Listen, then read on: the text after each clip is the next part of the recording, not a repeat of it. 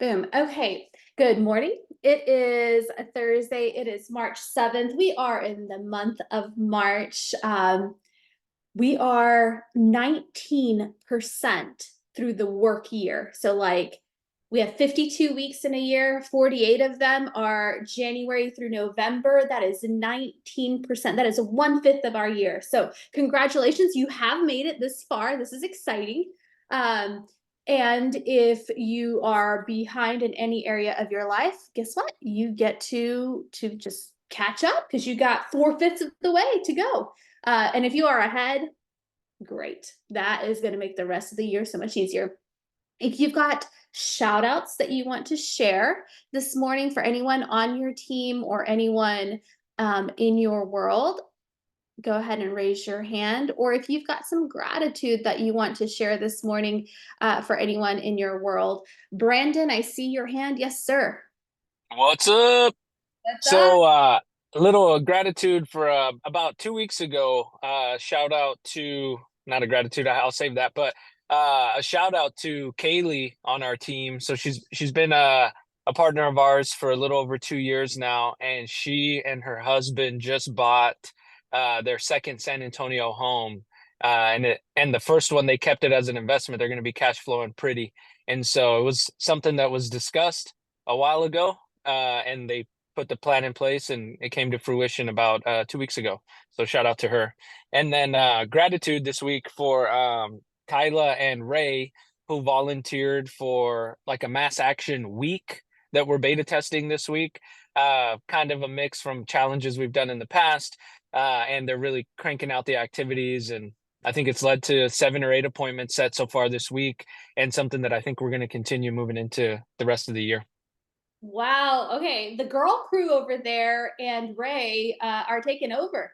That's awesome. I love that. That's amazing. What a great time to do all of this, right?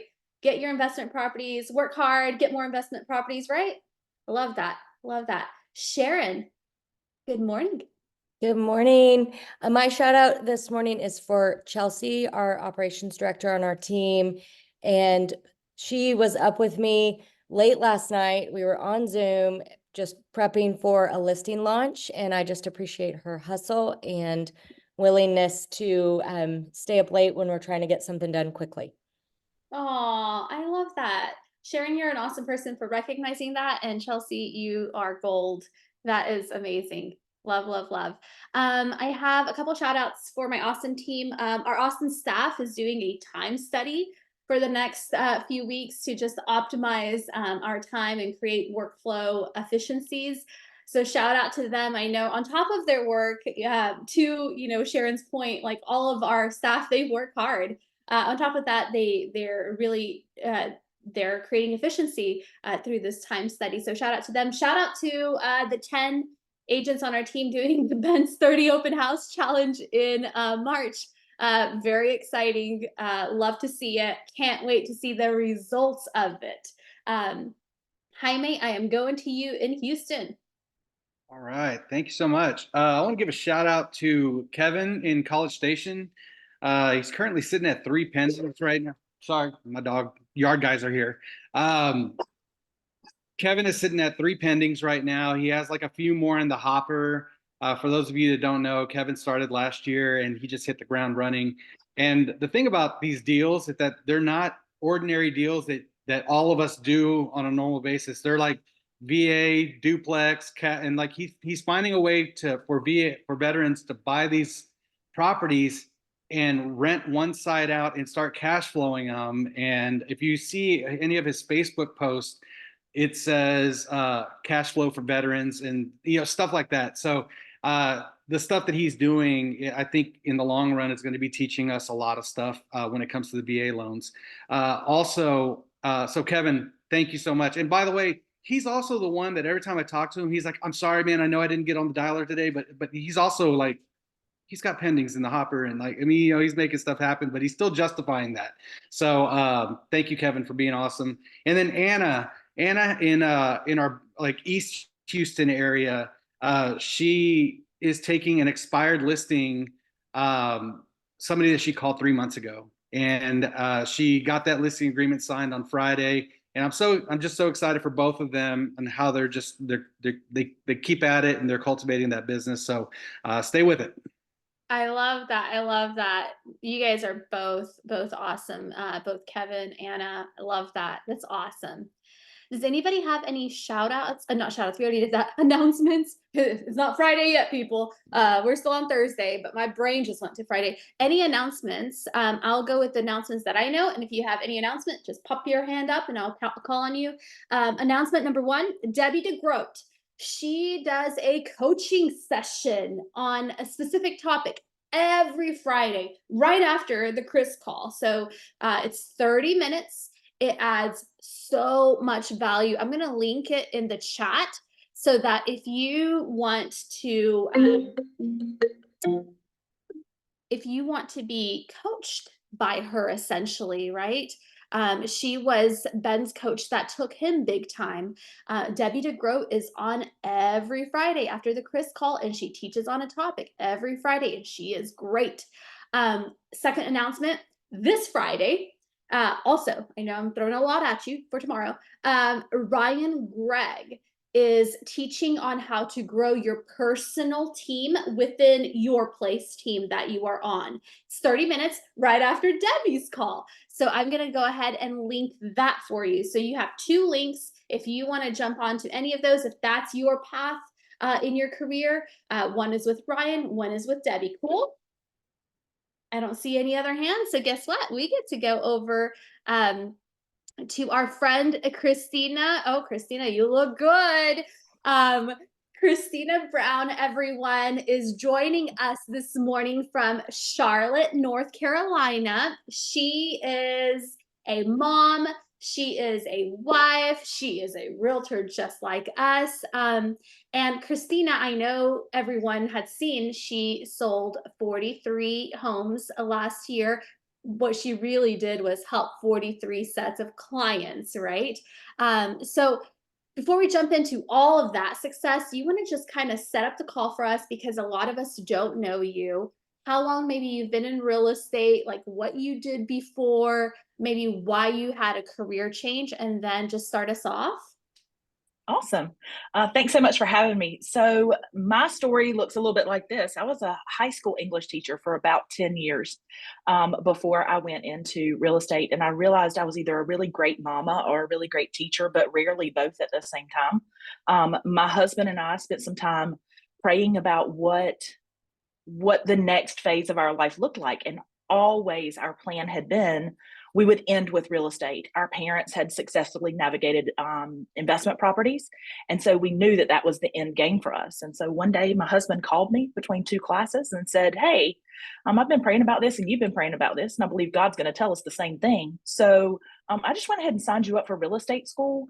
And if you don't want to do it, all you have to do is call and cancel. But you're supposed to start classes on January 2nd. Y'all, I got up from my desk and I went to the bathroom and I got sick and I came back in and I taught the rest of the day and I came home and I looked at him and went, are you crazy? And I think you're right. So that was about 9 years ago. In fact, we are about 8 days shy of me being with the J White Group for 9 years. Congratulations. I love it. I love it. So real estate has been a game changer for our family. And I'm so glad I get to be with you guys to speak with you today. I am such a fan. Which, oh my gosh, we could get into so much this morning. You guys, one thing I want you to hear is everything that Christina's built, she has built on, it's not been overnight, right? Nothing is overnight. Nothing worth having really is overnight. Like you think about having kids, those of you have kids, right? Before they get like what do you do with a 4-year-old? You've only had them for 4 years. Like they can't do the things that an 18-year-old would do. Your business can't do the things that, if you've been in it 2 years, it's not going to do, 10-year-old worth of stuff, right? However, there's so much value in just doing the thing year after year. You have been doing the thing year after year. So you are very passionate about creating amazing client experiences. Before we jump into that, can you just give us like a 2-minute rundown? How did you build your business, right? And I know you are very sphere oriented. Did you build it any other way? And then if it was mostly sphere, what did that look like? How did you not make it awkward to connect and then reconnect and then reconnect? Walk us through that.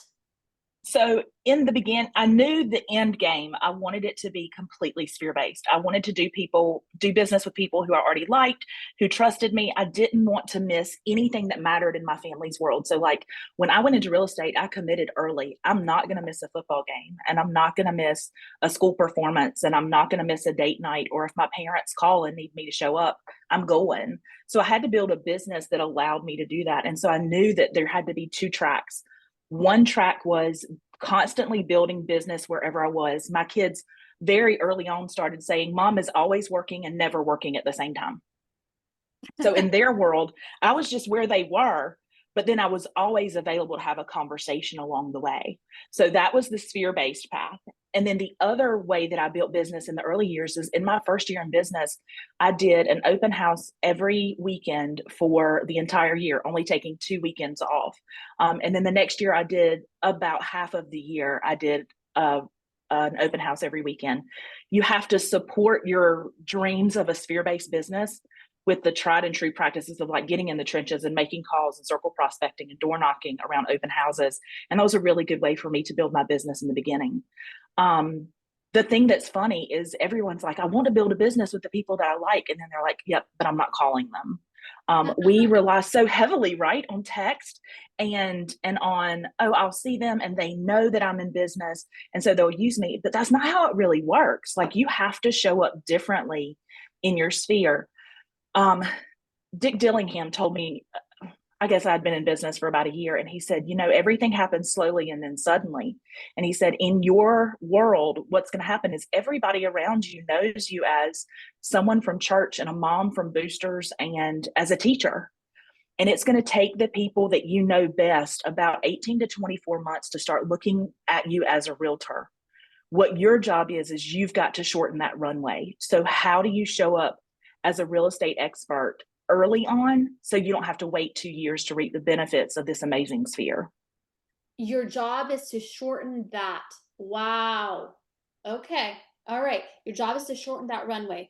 I love that. Okay. So, what do you think is the client's perspective of our industry? And is there a way for us to change that? Okay. So I'm going to say that when people look at what they think of people in the real estate industry, they are not generally impressed, right? It's a very low threshold for injury, right? You take a 77-hour class in North Carolina, pass it, and you're a realtor. Everybody I know can name 8 or 10 realtors. But the interesting thing is NAR said that last year, over 50% of realtors sold one or no houses.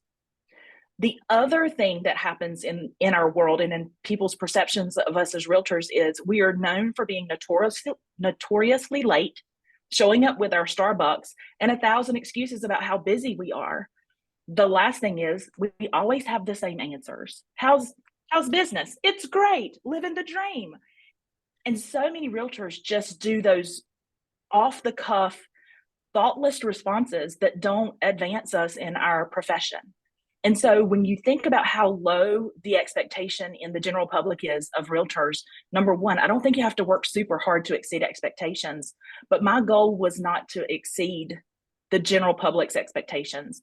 My goal was to exceed it with excellence, for people to go, you know what, if you're going to buy or sell a house in the area north of Charlotte, if you're going to be in Cabarrus County or in Rowan County, the person you're going to want to talk to is Christina. I wanted my friends who don't even live locally to call me whenever they needed real estate advice. And so in order to be that person in their world, you have to decide intentionally that you are going to show up differently. I love that. So how do you balance that professionalism with personal connections? How are you doing it? So one of the first things that happened whenever I started doing real estate was my first listing was some really good friends of mine. I'd known them, our kids were best friends for years, and I showed up at their front door for a listing appointment. She said, in Sunday clothes. She was like, girl, why are you here in Sunday clothes? I'm wearing my soft clothes because Kirsten loves her soft clothes. And so we joke about the fact that I showed up dressed with my bag and my folder. And she said, "You don't have to show up like that for me." And I went, "No, I absolutely do, for two reasons. Number one, you are a client and you deserve my absolute best. And number two, because we are such good friends, I want you to go through this experience with me and I want you to punch holes in it. I want you to show me the gaps so that when I'm working with someone who doesn't know my heart, that I don't miss anything that really matters." And it took the edge off of showing up professionally in a personal environment. But what it did was it created a raving fan. Like, she's one of my biggest champions. In fact, her daughter is now my new admin assistant, and she's pursuing What? her real estate license now, right? So What? do it well and it attracts the right people. Okay, so what I heard you say is that you could have absolutely showed up in a baseball cap that day, leggings, like, how we would want to show up on a weekend. And instead, Mhm. you made a conscious choice to show up as a professional and explain to her why you were showing up that way so that she can become a raving fan. I Mhm. love that because you know what, guys? Actually, let's think about this. If we were going to our attorney's office, we would never see them in Lululemon and a baseball cap. I'm just saying, like, I am so guilty of this, you guys. So this is not a judgment. This is a, hey, Adelina, whoa. I really, really, really love that. Love that. Um, what about how, like, I know you said, our immediate answer to everything is market's great, market's great. Like, how is local expertise? Like, how are you positioning yourself to be the local expert? Like, how are you doing all of that? Because yes, people know 10 other realtors. So our area, the Charlotte market, and I guess any major city right now, is kind of going through a big boom. And we're even seeing a lot of the cities on the outskirts of Charlotte, little former textile communities that had really fallen in a state of disrepair, experiencing a great revival. And so we are seeing things happen all around. What is going on in my world is, if I want to be their realtor of choice, it's my job to help build communities. So when the school system is going through a redistricting program, I need to be in those school board meetings. I need to know what's going on. I need to know what happens if you're zoned for Hickory Ridge or then you get moved over to J.M. Robinson, because that's going to affect your property values. I need to know what's happening at the corner of Pitts and Weddington whenever development is going on, because they're calling me to ask me what's coming up behind them. Y'all, they want to know what small businesses they can support. And so one of the things that I do is I champion small businesses. I look for new businesses around that I can promote. So there's a lady opened a cake store, and I did a pop-up event for my clients there and highlighted Lori's Sweet Life business.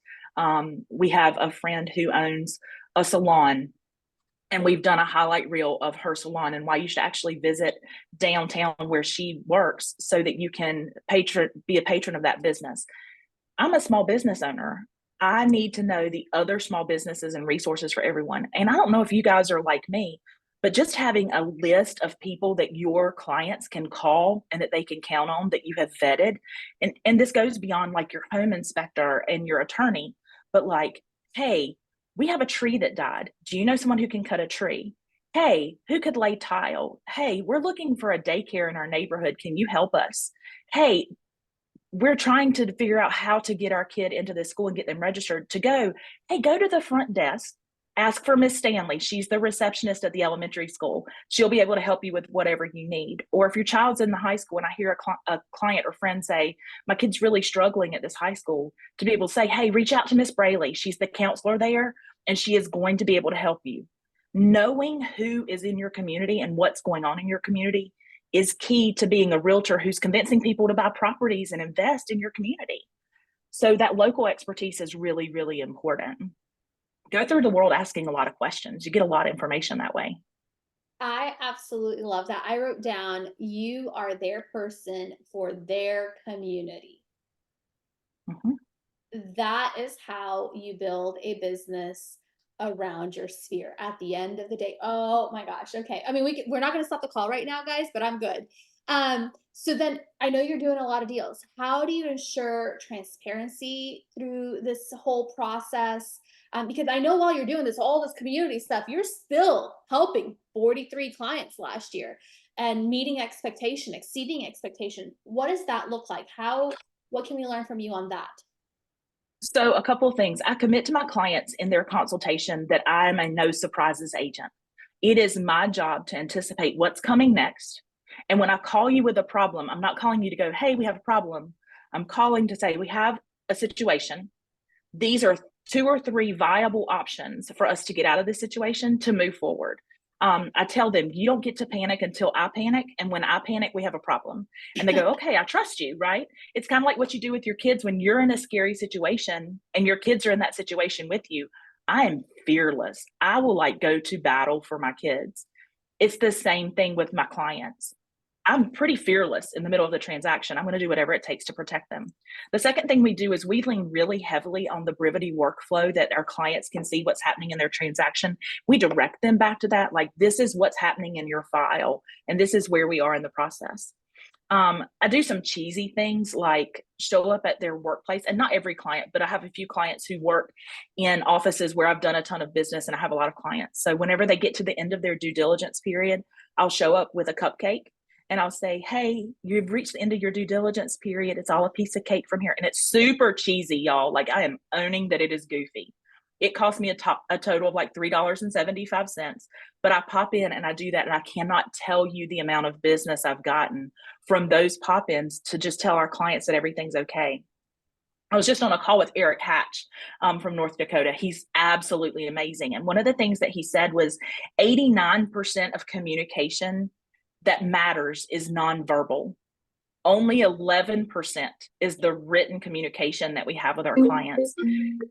In this business, you can't hide behind your computer. You can send emails and make sure that everything is perfectly documented. You can talk to your people or communicate with your people through text multiple times a day, but there is value in them hearing your voice and knowing that you're right there with them. And so that kind of transparency is super important to clients.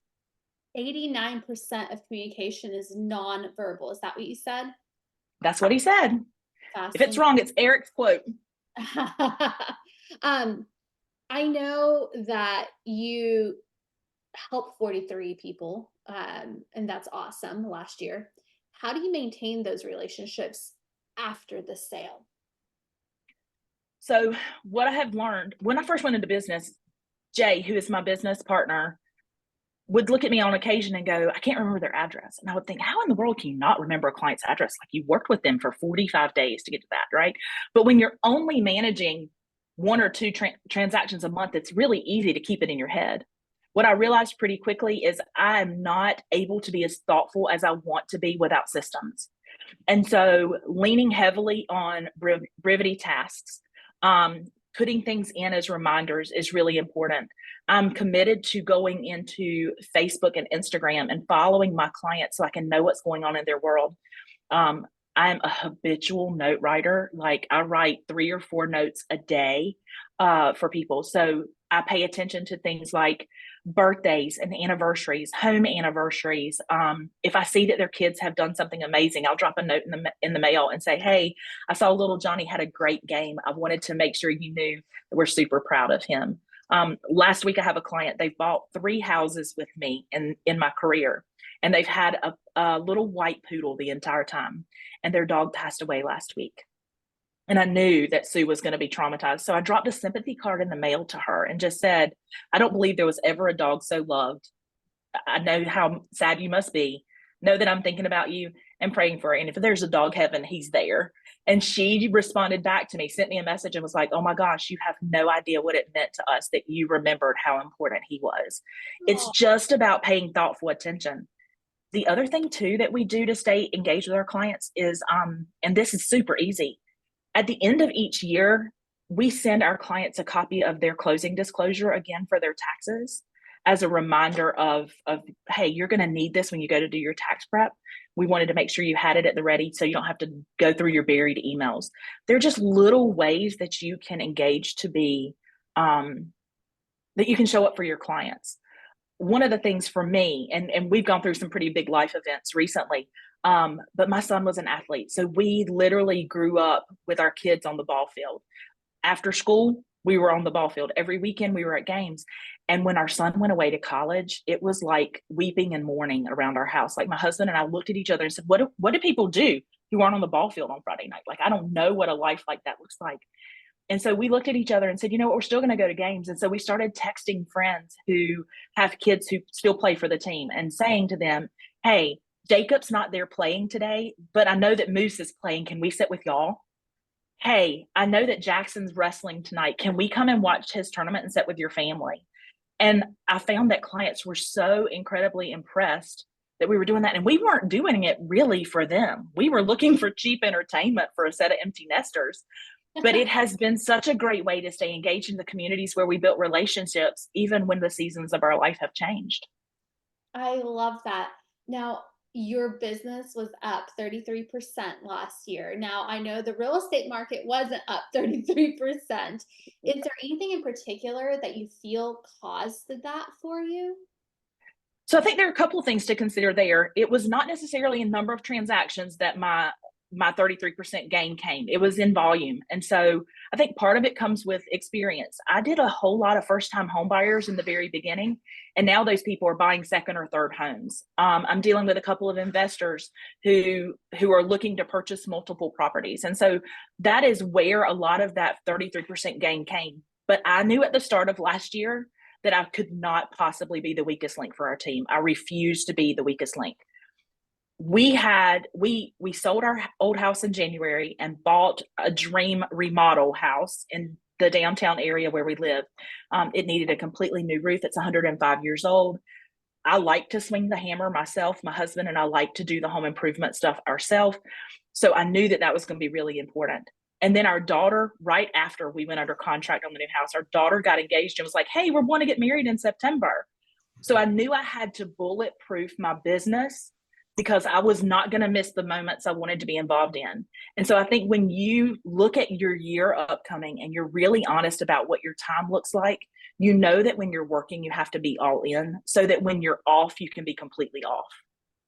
And so starting that year with that kind of intentionality was really important.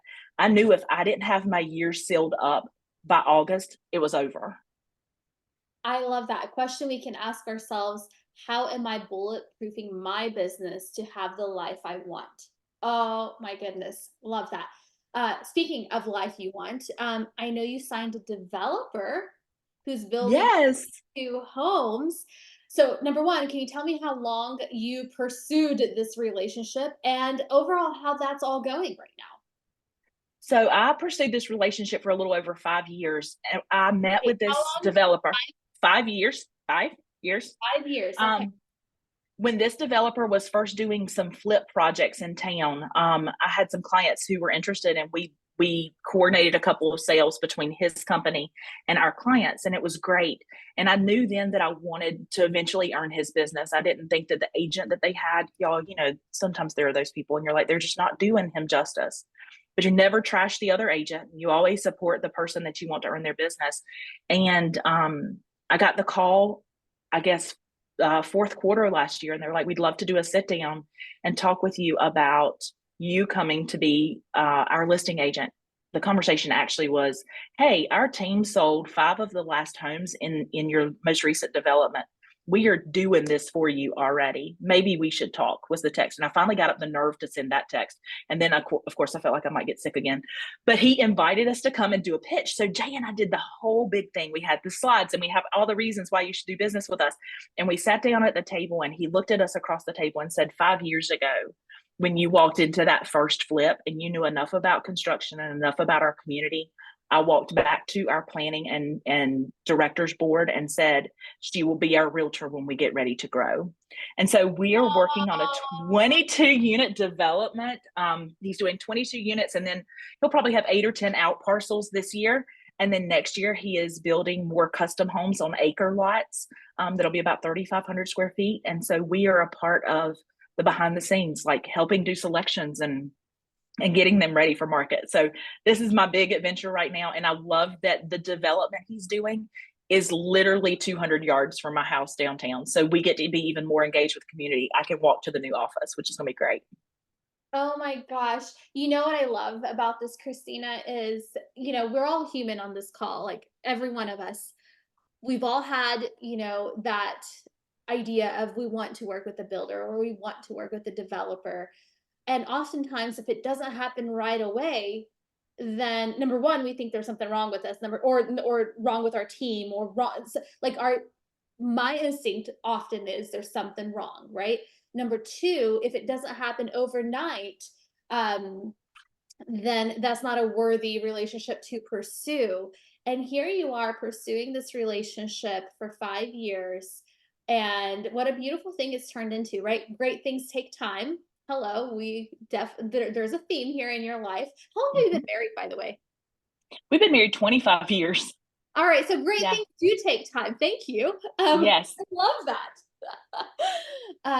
Oh my goodness, that is so awesome. What piece of advice can you share with everyone? I know we've all taken a lot from you, but if you had one more, what would you tell us?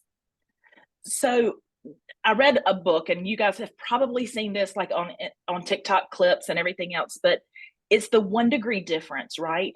At 211 degrees, water's just really hot. It's hot, it will burn you, but it's not going to change the structure, right? But at 212 degrees Fahrenheit, it boils, and it can cause a volcano to erupt, and it can cook things, and it can do all the things that we depend on boiling water to do. But that 1 degree difference is what makes the change. I think a lot of times as realtors, we get to a point, and as business owners, we get to a point and go, yeah, that's good enough. When we have it in us to do that 1 degree more. And so making that 1 degree difference every day and looking at each transaction and each interaction with people and going, how can I show up as 1 degree difference, I think has been key to getting to where we are. It's about looking at your people and going, what can I do? What small effort can I put in right now that will make the biggest difference for this other person? I end almost every email with, please tell me how I can be helpful to you today. And walking through the world and saying that is really a big deal. How can I just be helpful to you today? If you ask that question, people will give you the answers to the test. Well, it goes to what you said. If you ask questions, that's like, but you know what? I think it takes a certain, and I don't know you enough, Christina, to know, but it takes a certain humility to walk around with the attitude of, I'm going to ask questions because I don't know it all. Mm-hmm. A question I'm getting a lot of private messages on right now is, if there was a 1 degree difference, like what was that 1 degree for, like maybe that business developer or the builder that you're working with? When you say I pursued them for 5 years, like what, outside of selling their homes, is there any conversation or any relationship building that you remember you were doing during that 5 years so that another agent didn't just swoop in? Because I'm sure you guys have a lot of agents in Charlotte. So I'm going to say a lot of this is mindset, right? Like I'm not a person who innately, I don't look for the resistance, right? I don't look for the competition. I go out and do me every day the best that I can do. And things are going to fall where they are. I think if you're constantly focused on someone taking something from you, you don't as willingly give what you can. And so reaching out to the builder and going, hey, I saw that new development that you got on 2nd Street. That's a really cute house. And then walking back into our office when I'm not even the listing agent for the property and going, hey, there's a great builder in Cabarrus County, and he's got super affordable houses. And I think that this could be a good fit for the client you were just talking about, and making those connections. It's about reaching out to him and asking questions like, hey, do you have a vendor that I might be able to support? Because one of the things that he does is he has ancillary services that travel along with his construction business. So, hey, I know you've got a new plumbing company. Can I get those cards and pass those on? It's going in with the assumption that this small business owner is building something great as much as I am. For this particular builder, his commitment is to making our communities around us better. His motto is breathing new life into our community. And our town was just very much a textile town that had fallen into disrepair in the 90s. And there are these adorable bungalows all over downtown. And he committed to going into these areas and giving great homes at an affordable price to people in our community. And in doing that, he built a great reputation. And he's very much of the mentality that you look for ways to give back. And so doing those kind of things where you're engaging with him and supporting his business, even if I had nothing in it for myself, I think was a big deal. It was introducing him to people that I thought could help promote his business. It was calling him when I went into a model home and saw a great product that our clients were raving about that was a slightly higher grade than what he put in his last home, and saying, hey, what if we get rid of the laminate, and what would it look like if you did LVP? I don't think the price difference is big, but I think your audience is going to receive it better. What if you tiled the shower instead of doing a fiberglass surround? I've got a guy who does great tile work and his price would be competitive. And just coaching him in little ways to improve his product so that then the consumer end of it would be better, but it was helping him grow along the way. I think you have to look for ways to connect people and ways to promote other people. And in promoting other people, you get to be the great connector. There's a book, and I don't have it behind me, but it's called Super Connector. And it's saying I'm not going to network. Like, I'm not going to do lunch. I'm not a go do lunch girl. I'm not a meet you for Bloody Marys after tennis. I'm not that girl. I'm the girl who's like, hey, Dana, I know that you're really great at this and this matters in your world. Let me introduce you to Sue. Sue is a client of mine who kind of has the same heart. I think she'd love to know more about that charity that you're involved in. Those kind of connectors pull people in and create a community of people around you. And for me, 9 years in, most of my business, like 89 to 90% of my business, is sphere-based. It's repeat and referral clients. It's referrals from friends and family to their friends and family. And y'all, that's the most fun way to do business because they already know you and they trust you. And so you don't fight for the business. You show up for the appointment. You shake their hand. You tell them you're going to take care of you. They automatically trust you. And you get to repeat this time and again. And that's why building a sphere-based business and exceeding expectations along the way is really one of the most amazing ways I can think of doing business. Oh my gosh, Christina, thank you. I wrote down, you are making deposits in people's worlds. You are a connector and you are a promoter of other people. And your business is a byproduct of you doing the right thing for others. Yes. And y'all, look, if we just do the things that we tell our kids to do, we will be amazing at what we are doing as professionals. You be nice to other people. You introduce your friends to new friends. You treat other people with kindness. You look for ways to leave it better than you found it. And if you can do those things, your business is just going to follow suit. I love that. Don't look for how to promote yourself. Look how to promote other people. And it really makes a huge difference. I love, love, love that. Will you pop in your contact information so people can stay in touch with you? Sure. I would love that. I know we went a little bit over, but I got literally 6 messages back to back on that question. I was like, I can't just stop and not answer these questions. So thank you for your questions, you guys. Thank you for showing up just in pursuit of your own excellence. And it matters. And that's such a very cool thing. And we're in the right place. Yesterday we had Brendan Bouchard. Today we have Christina. Tomorrow we have Chris, and then Debbie and Ryan. I mean, like, you're in the right place to grow your mindset, to grow your world, to help other people grow around you. What a beautiful thing that is. People look for a lifetime for an environment to grow in, and we lucked out.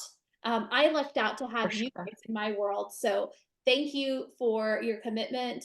Thank you, Christina, for your time.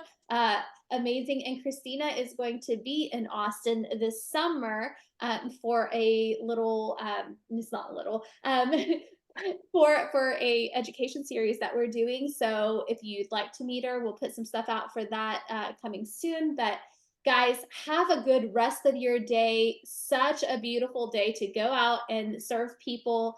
Christina, thank you. And everyone, we will see you next week. Bye, guys.